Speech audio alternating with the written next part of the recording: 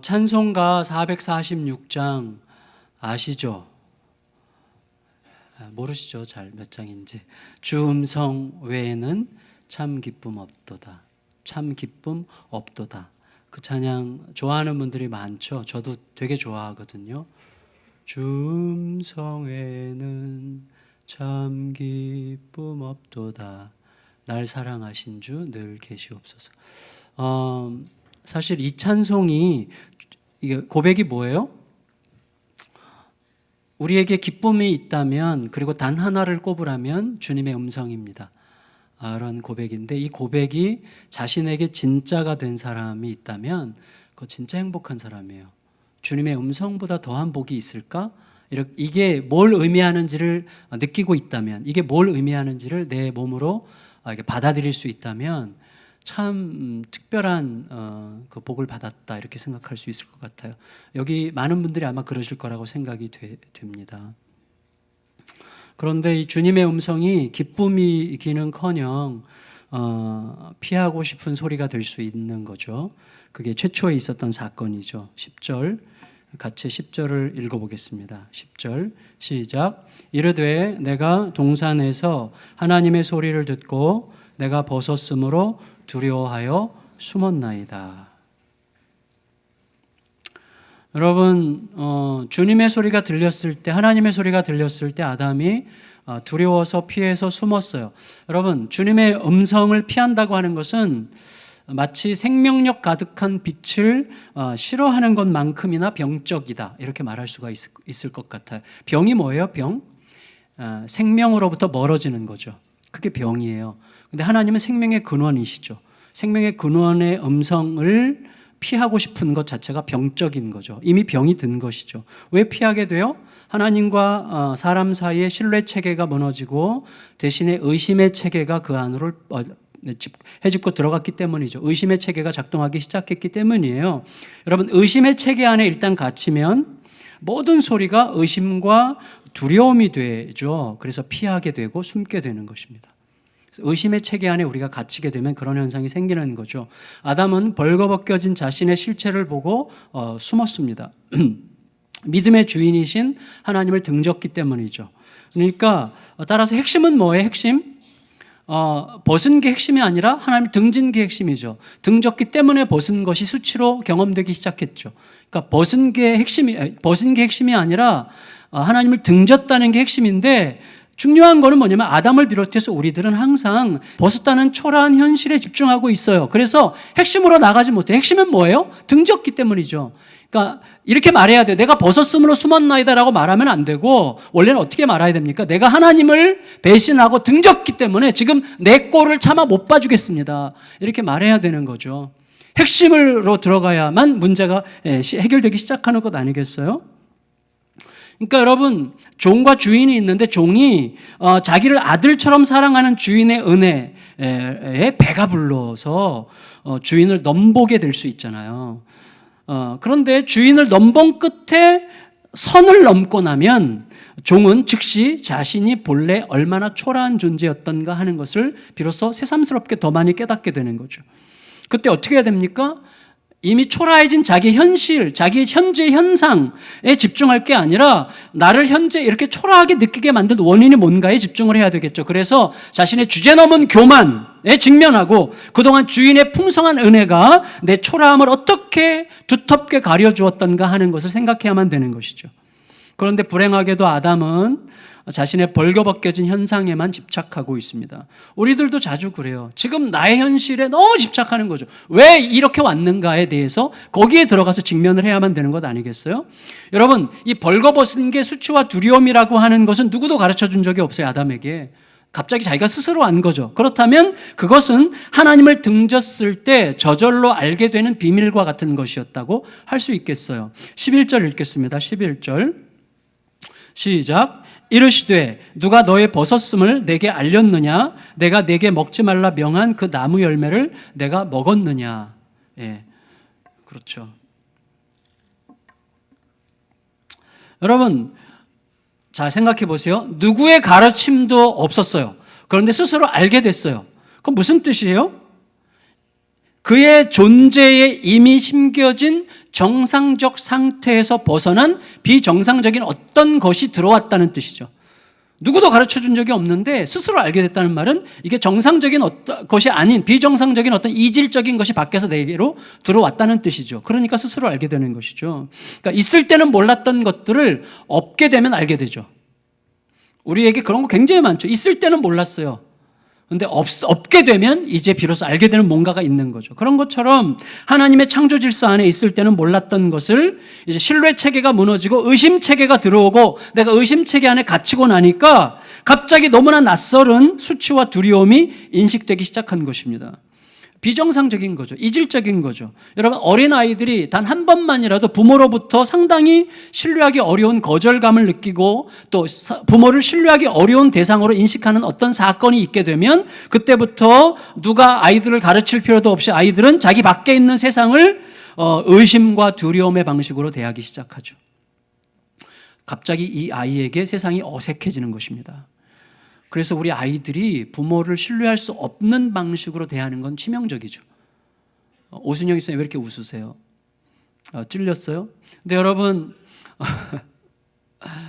그래서 우리 교육하는 전문가들도 그렇게 얘기하죠. 아이가 예측할 수 없게 행동하지 말아라. 똑같은 행동인데 어떤 때는 괜찮아 그랬다. 어떤 때는 막 죽일 듯이 패고 뭐 그런 거죠. 그런 애들이 이제 속에서 이제 화가 나면 어떻게 되는 거죠? 엄마가 뭐 병막에 따달라고 엄마한테 줬는데 엄마가 힘이 없어 그러면 애가 뭐라 그래요? 때릴 때는 힘이 세고만 이렇게 뭐 이제 그런 식으로 이제 부모에 대한 불신이 생기는 거죠. 제가 어디서 들었어요, 이 얘기를. 근데 어쨌거나 여러분, 불순종은 뭐예요? 불순종은 그 신뢰하지 않음이죠. 하나님에 대한 신뢰하지 않음, 불순종, 신뢰의 체계가 무너짐이죠.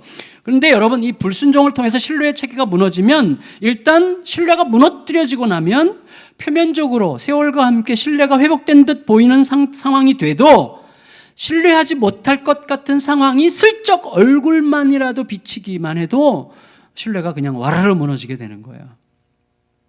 그래서 이게 무서운 거죠. 그래서 그걸 전형적으로 보여준 자들이 광야 이스라엘 백성이었고 그들은 우리들의 자화상이었습니다.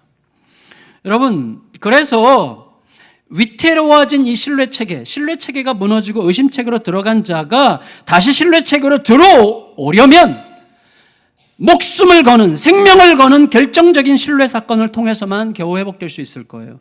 그래서 여러분, 우리들 중에 혹시라도 세상에 대해서 덜 두려워하는 사람, 덜 힘들어하는 사람은 이런 경험을 했을 가능성이 많아요. 어머니로부터 자기 목숨을 건 사랑의 어떤 경험을 마음속에 간직하고 있는지도 몰라요. 그런 사람들은 좀 더 세상에 대해서 대범할 수 있는 것이죠. 혹시라도 어머니나 누군가가 목숨 걸고 나를 살려준 경험이 있는 분들은 끝내 의심의 체계에 삼켜지지 않을 가능성이 좀 더 있을 수 있습니다.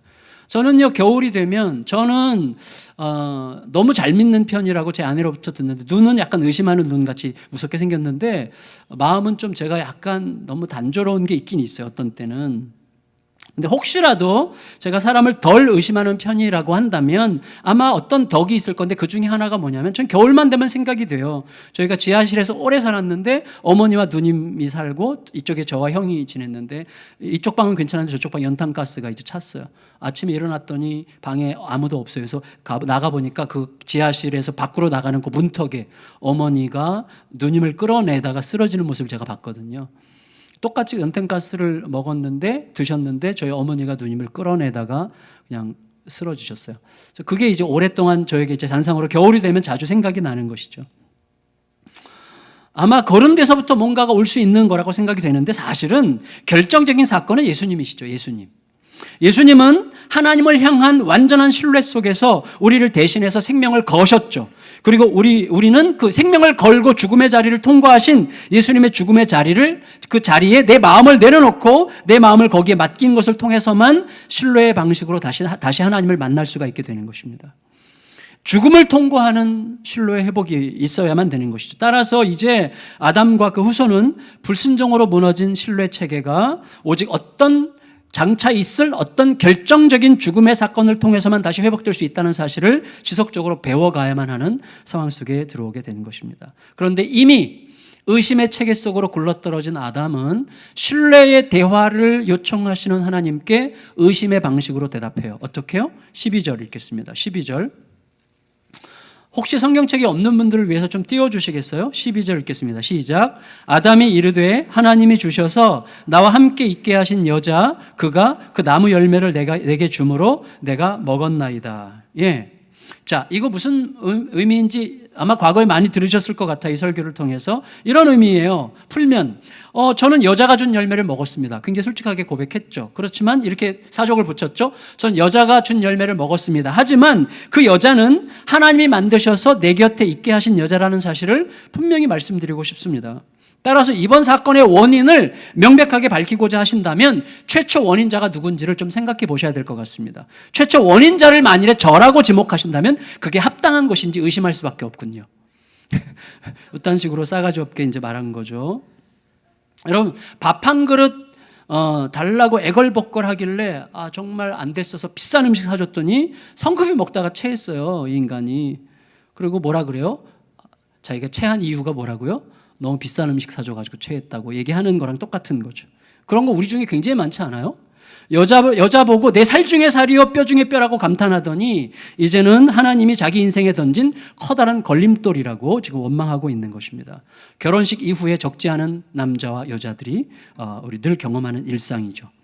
여러분, 최초의 약속과 은혜를 잊으면 우리는 예외 없이 문제의 원인을 자기 밖에서 찾습니다. 그래서 자기 책임을 축소시키려고 하는 거죠. 한마디로 처음 약속과 은혜, 처음 약속이 뭐예요? 밥을 주겠다는 약속과 밥이 실제로 주어진 그 감격을 잊어버린 자의 전형적 특징이죠. 그래서 이 사람은요, 계속해서 꼬이는 삶을 살 수밖에 없어요. 왜? 꼬이는 삶은 어디서부터 시작됩니까?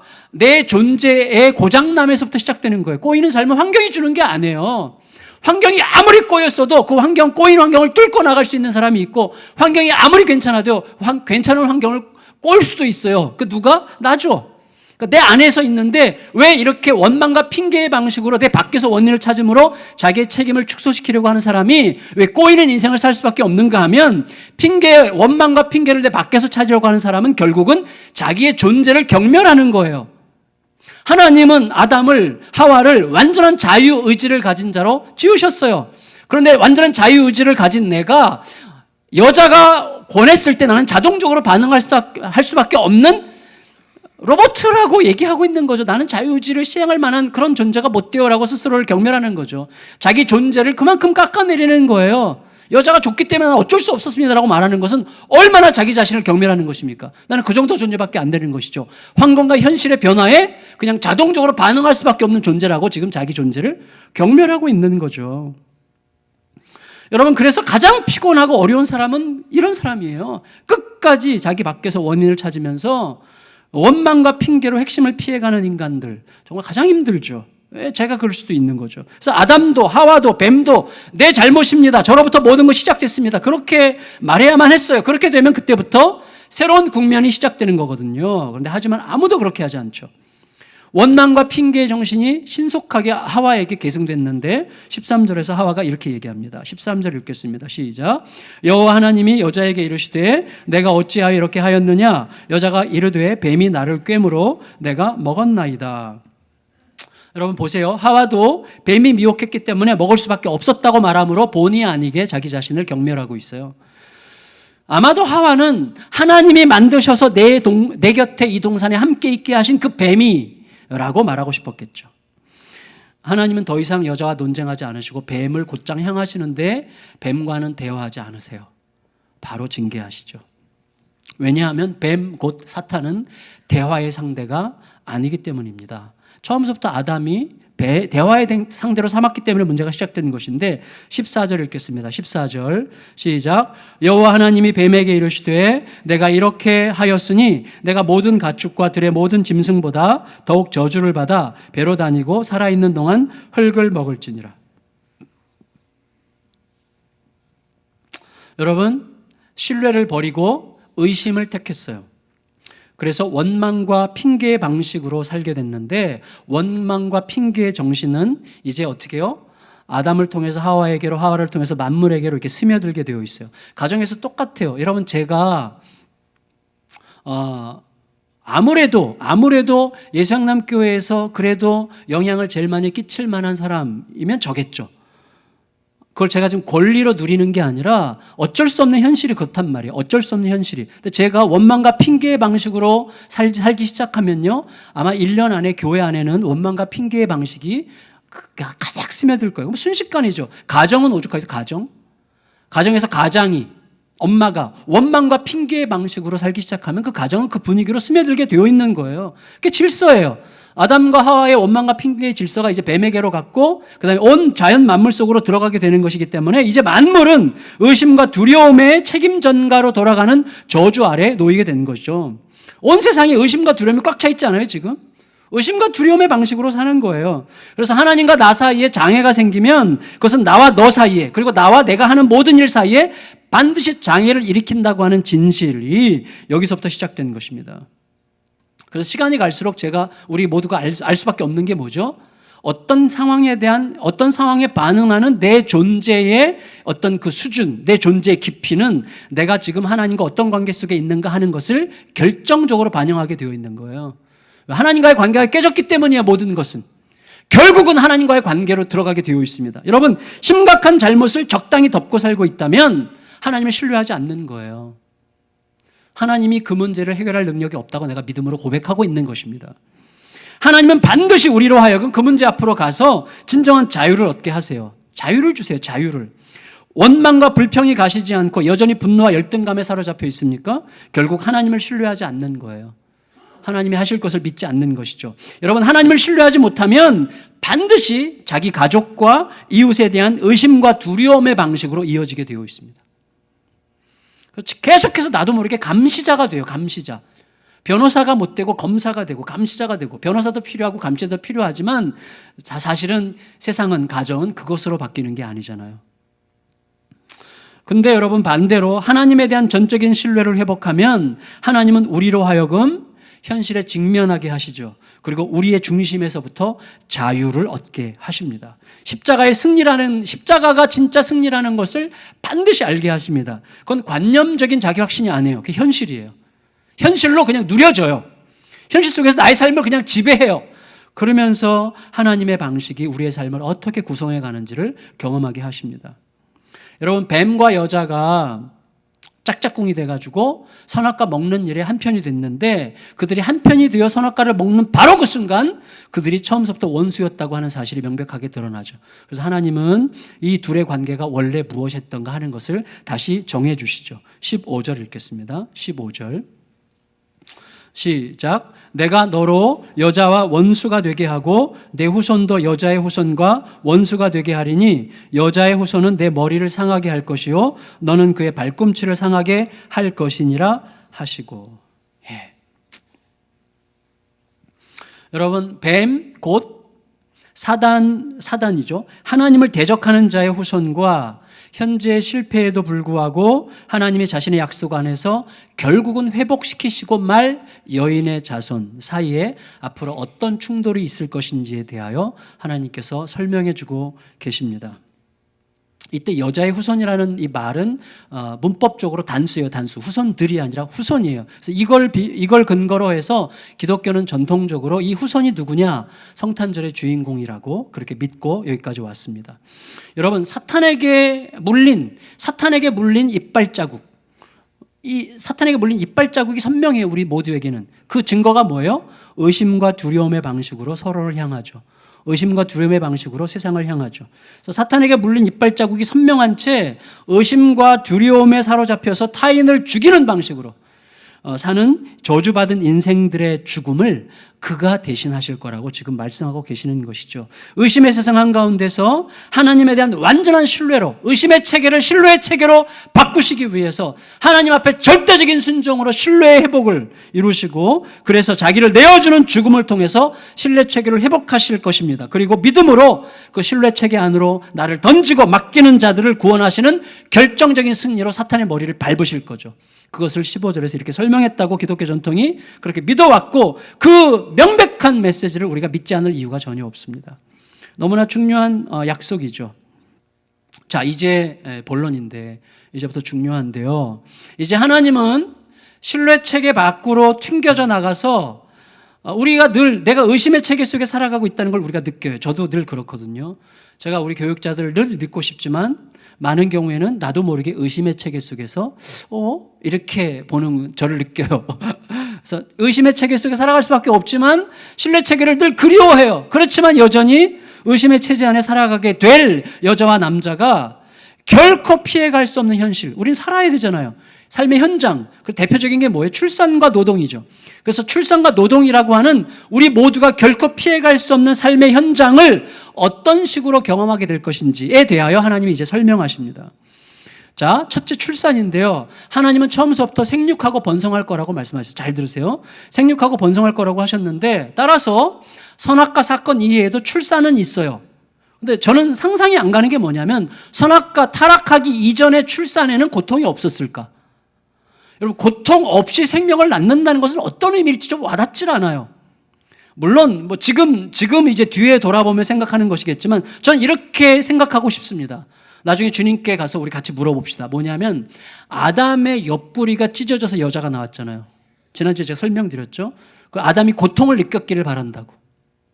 그 고통이 두 사람을 하나로 엮어줬겠죠.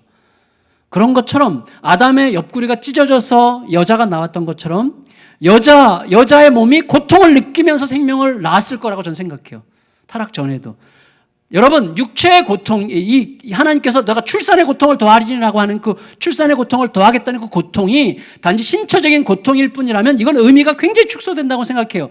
예를 들어서 십자가의 고통을, 예수님의 손목이 얼마나 아팠을까, 허리가 얼마나 아팠을까, 이 정도로 생각하는 것은 얼마나 십자가의 의미를 우리가 축소시키는 것입니까?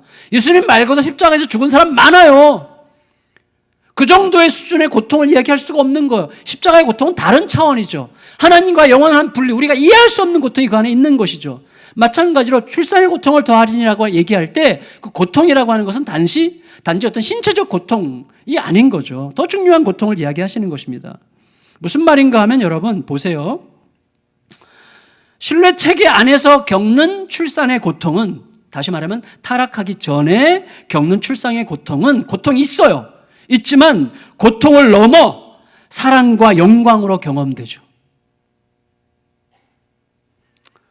고통이지만 사랑과 영광이죠. 그래서 그건 풍성한 기쁨의 확장이에요.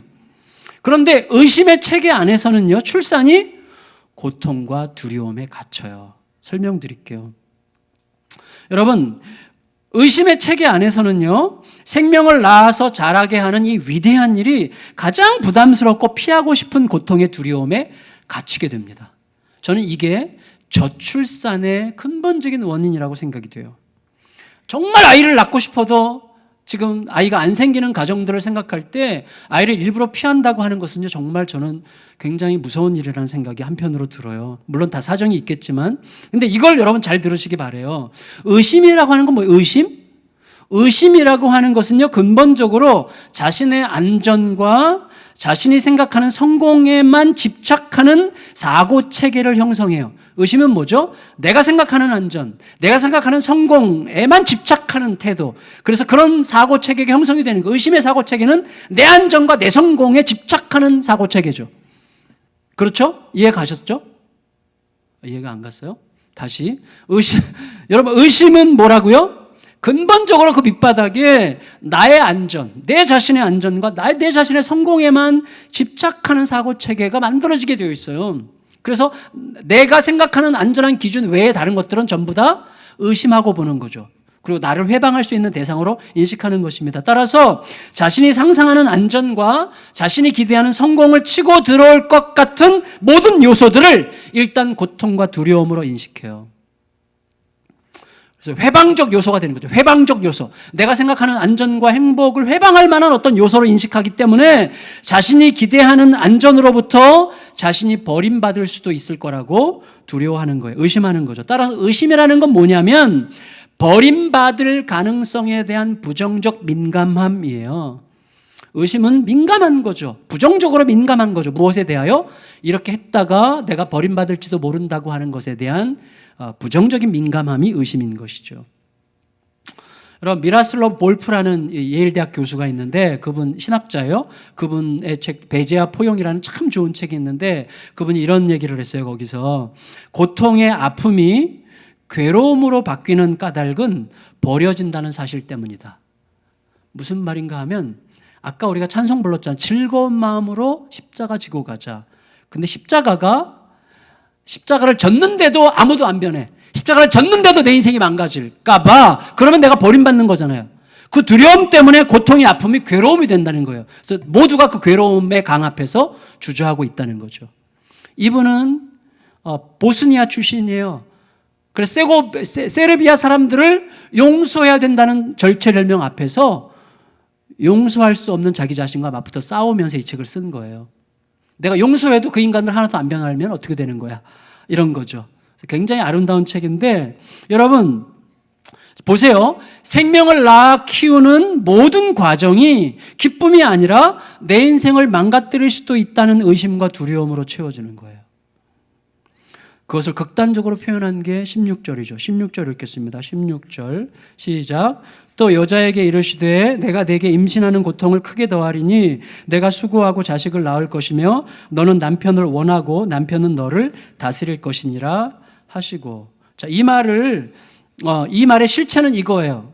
설명하자면 이런 뜻인데, 거의 여자는 남편을 자기가 생각하는 안전을 위해서 자기가 원하는 방식으로 조종하고 싶어 해요. 너는 남편을 사모하겠지만 그 말이 그 뜻이에요. 너가 생각하는 안전을 위해서, 너가 생각하는 행복을 위해서 너가 생각하고 원하는 방식대로 남편을 조종하고 싶겠지만, 이게 너가 남편을 사모하겠지만 그 뜻이에요.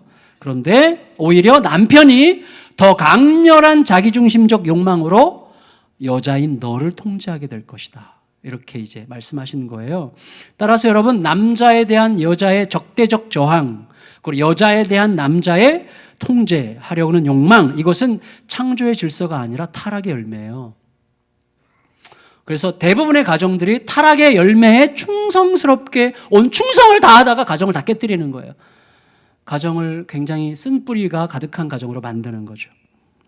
그래서 이 갈등과 대립의 관계는 오직 예수님 안에서만 해소돼요. 갈라디아서 3장 28절에 뭐라고 그러셨습니까? 너희는 유대인이나 헬라인이나 종이나 자유인이나 남자나 여자나 다 그리스도 예수 안에서 하나이니라. 그리스도 예수 안에서만 하나가 될 수 있다, 이 말이죠. 여러분, 그래서 하나님은요, 우리에게 예수님을 통해서 은혜를 주셔요. 그리고 우리가 은혜를 받으면, 예수님의 십자가의 은혜가 내 안에 깨달아지고 그 은혜 안에 내가 들어가면 우리로 하여금 하나님이 이렇게 말하게 하세요. 버림받으면 어때? 하나님이 계신데. 이렇게 말하게 하시는 거예요. 아니, 버림받으면 어때? 하나님이 계신데. 그런 사람을 누가 당해요? 근데 우리는 버림받을지 모르는, 내가 상상하는 어떤 기대치에 의해서 이 방해 요소 때문에 버림받을지 모른다는 두려움 때문에 의심의 방식으로 살아가면서 계속 모든 것을 망가뜨리고 있는 거죠. 하나님의 은혜는 우리에게 그렇게 말하게 하세요. 버림받으면 어때? 하나님이 계신데. 그 은혜예요. 옆 사람에게 얘기할까요? 버림받으면 어때? 하나님이 계신데. 자,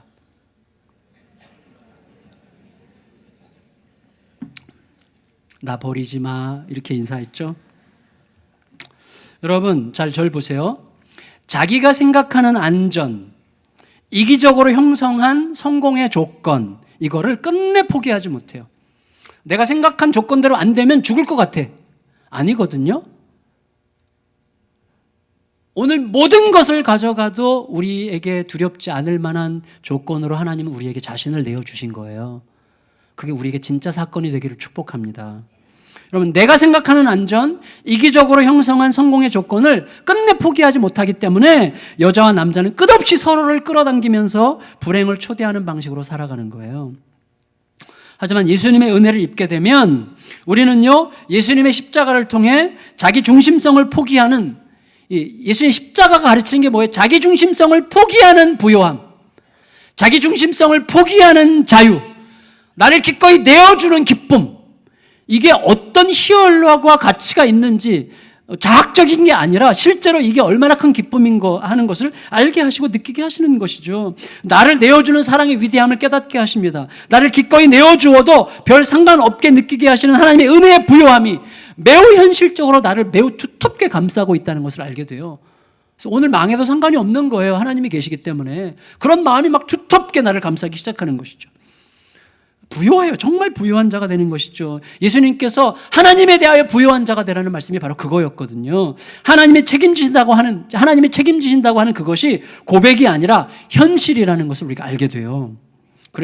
그러면서 현실적으로는 여전히 힘들죠. 현실적으로 여전히 힘들고 몸은 너무나 피곤하고 지칠 수 있어요. 그럼에도 불구하고 고통과 원망과 불평과 한탄이 아니라 오히려 감사와 기쁨과 즐거움으로 임신과 출산과 양육의 과정들을 감당하기 시작해요.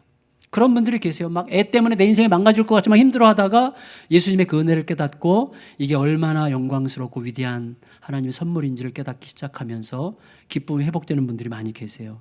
정말 축하드려요. 정말 아름다운 거죠. 부부는요, 서로를 통제하려고 하지 않고 서로에게 자신을 내어주는 방식으로 하늘의 기쁨과 즐거움을 창조하는 삶을 사는 거예요. 이런 거랑 똑같죠. 요즘에 우리 교육자 자녀들을 이제 애들 많이 낳기 시합을 해가지고 애들 많이 낳고 있는데, 우리 한규성 목사님이 셋만 낳으려고 그랬는데 셋째 아이를 쌍둥이로 낳아가지고 지금 셋째, 넷째를 쌍둥이로 키우고 있잖아요. 얼마나 고되고 힘들어요. 잠을 거의 못 자니까 힘들 수밖에 없어요. 요즘에 종종 이렇게 고백하더라고요. 몸은 죽도록 피곤한데 마음은 미치도록 행복하다. 이렇게 이해할 수 없는 뻥을 여기 약간 뻥의 요소가 있긴 있지만 이건 진실이에요. 진실. 예, 제대로 잘 가고 있는 거죠. 마음은 정말 죽도록 힘든데 마음은 정말 미치게 행복한 거예요. 이거 이해가 가세요? 예. 근데 몸이 우리를 힘들게 하면 마음도 죽고 싶어. 그럼 우리는 자기 존재를 경멸하는 거죠. 나라는 존재는 육체가 힘들면 아무것도 못하는 로봇 같은 아주 바보 등신이야. 이런 말이에요. 근데 하나님의 은혜가 육체의 현재적인 고통을 새롭게 해석하고 느끼도록 만드시는 것이죠. 여러분, 이제 노동이죠. 노동. 남자는 선악과 사건 이전에도 노동을 했어요. 그래서 하나님께서 땅을 경작하라고 하셨잖아요. 타락 이전에도. 그러니까 노동은 뭐예요? 하나님과 동역하고 땅과 협력하는 대단히 행복한 시간이었어요. 하지만 이 신뢰의 체계가 무너지고 의심의 체계로 들어가니까 어떻게 됩니까? 전쟁이 되는 거죠. 전쟁. 노동이 전쟁이 됩니다. 노동은 땅과의 전쟁으로 변했어요. 내가 수고한 만큼의 대가를 기대하기 어려운 현실 때문에 늘 고생하는 거죠. 더 못 받을까 봐 막 힘들어하고. 그래서 실제로 내가 일한 만큼 못 받잖아요. 떼어먹는 인간들이 얼마나 많습니까? 사업, 중소기업 하는 분들. 제일 힘든 문제가 뭐예요? 수금이 안 돼, 수금이. 정말 그런 얘기 들을 때 제가 사실은 그만큼 막 가슴이 저미지는 못할 거예요. 죄송하지만. 그래도 막 여기 막 화가 막 분노가 막 왜 돈을 안 줘? 받아갔으면 돈을 줘야 될 거 아니야? 이런 식의 생각이 드는데 저는 굉장히 순진한 생각일 수 있겠지만 어쨌거나 여러분, 노동은 땅과의 전쟁으로 변했어요. 이 의심의 체계 안에 살아가는 거죠. 그래서 이게 뭐예요? 뭘 주죠? 이렇게 현찰 안 주고 뭐 줘요? 다 이게 의심의 체계의 생산품들이에요. 전부 다. 근데 여러분, 아버지가 범죄자가 되면 자식들이 심각한 피해를 입듯이 땅은 자기의 책임자인 사람이 땅의 아버지거든요. 하나님 그렇게 정해 주셨어요. 그런데 땅이 자기의 아버지, 자기의 책임자인 사람이 배신했기 때문에 그 배신 때문에 땅도 저주를 받았어요. 그래서 자식이 아버지에게 반항하듯 이제 남자의 곡괭이질에 땅은 쓴 열매를 내게 되는 거죠. 서로 전쟁하는 거예요. 17절 18절 읽겠습니다. 17절 18절 시작. 아담에게 이르시되 내가 내 아내의 말을 듣고 내가 내게 먹지 말라 한 나무의 열매를 먹었은즉 땅은 너로 말미암아 저주를 받고 너는 내 평생에 수고하여야 그 소산을 먹으리라. 땅이 내게 가시덤불과 엉겅퀴를 낼 것이라. 내가 먹을 것은 밭의 채소인즉. 여러분, 그에 따라서 이제 남자는요, 땅을 향해서 더 깊은 저주와 한숨의 곡괭이질을 해대는 거죠. 노동은 땀에 대한 정당한 대가를 기대하기 어려운 고통으로 변했어요. 결코 즐겁지가 않죠. 여러분, 이미 쉼없이 죽어라 땀을 흘려도 겨우 먹고 살까 말까 한 이 의심의 체계, 의심의 구조 안으로 들어갔기 때문에 노동의 가치와 의미를 이야기한다는 것 자체가 너무 배부른 소리가 됐어요. 그래서 여러분, 솔직히 지금 직장에서 치열하게 살아가는 또 사업하는 분들이 노동의 의미와 노동의 가치 이런 것에 대해 책 읽습니까? 이거 읽으면 콧방귀 끼죠, 사실은. 근데 여러분, 정말 부끄럽게도 제가 석사 논문을 직업윤리를 썼거든요. 직업윤리. 그래서 제가 갈수록 정말 부끄러워요.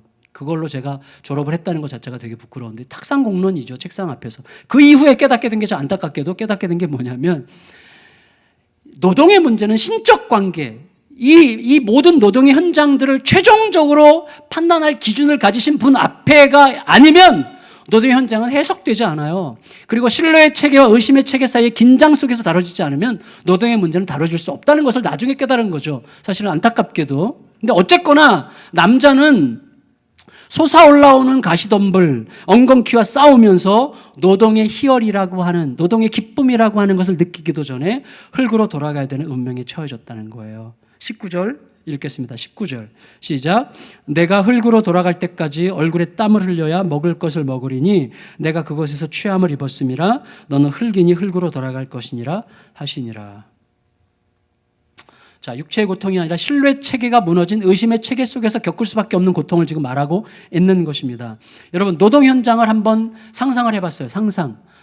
제가 노동 현장을 잘 모를 수 있는데 교회에서도 비슷한 일들이 생기긴 생겨요. 그렇지만 뭐예요? 실제 현실에서는 그냥 단순화시켜서 말한다면 이 문제가 수습되면 저 문제가 터지고, 이 인간 겨우 달래놓으면 저 인간이 들고 일어나고, 안에서 별 문제 없으면 밖에서 누군가가 치고 들어오고, 밖에 문제 해결하고 나면 또 안에서 싸가지 없는 것들이 들고 일어나고, 이런 거죠. 기계가 망가지고 쇳덩이가 떨어지고 바이러스가 돌고 돌림병이 휩쓸고 수만리 먼 곳에서 벌어진 파산 사건이 우리 회사를 문 닫게 만들고 이런 거죠.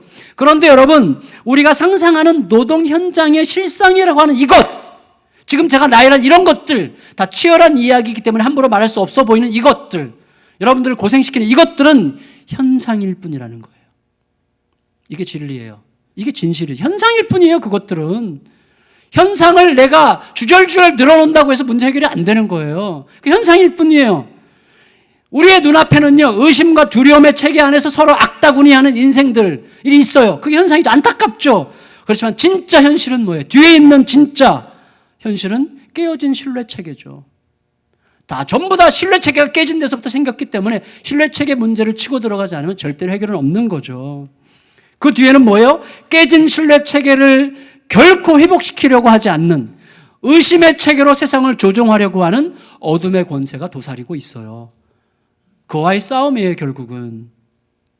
여러분, 이것에 대해서 하나님은요, 너무나 단조롭고 그리고 너무나 원색적으로 그리고 무식하게, 죄송하지만 하나님께는 이렇게 말씀하셨어요. 무슨 일을 하듯 죽게 하듯 하라.